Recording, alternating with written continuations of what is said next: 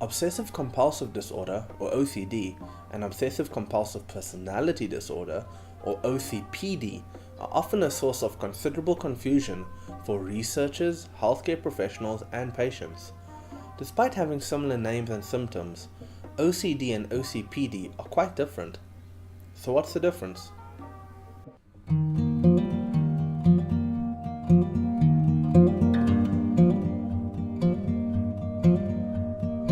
Hey guys, Seeking More here.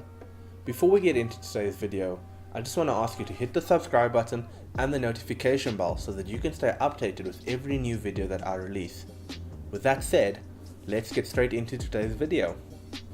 Now, the biggest difference between the two is that OCD is classified as an anxiety disorder, while OCPD is considered a personality disorder.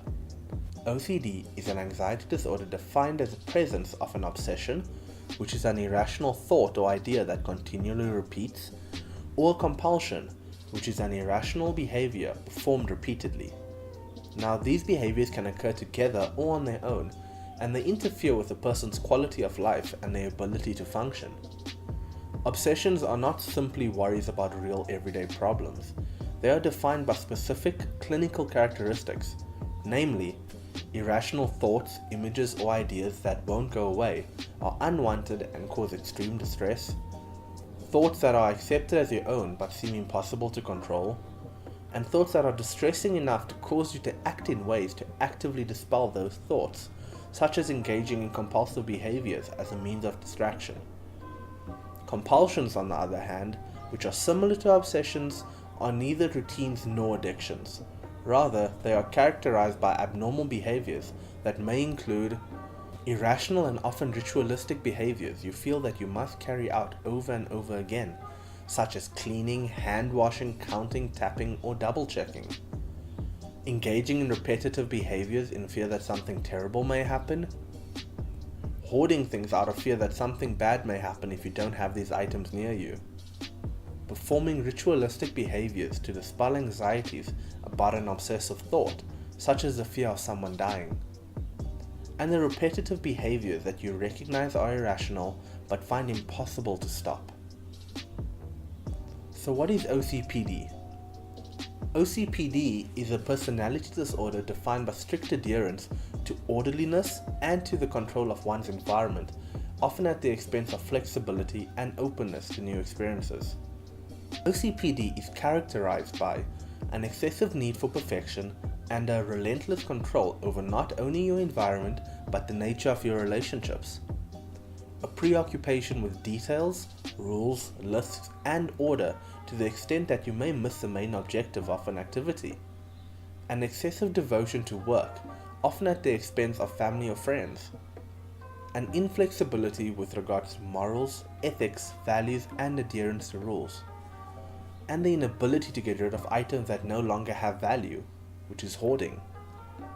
Now, while there is considerable overlap between these two disorders, there are 4 basic ways to tell OCD and OCPD apart.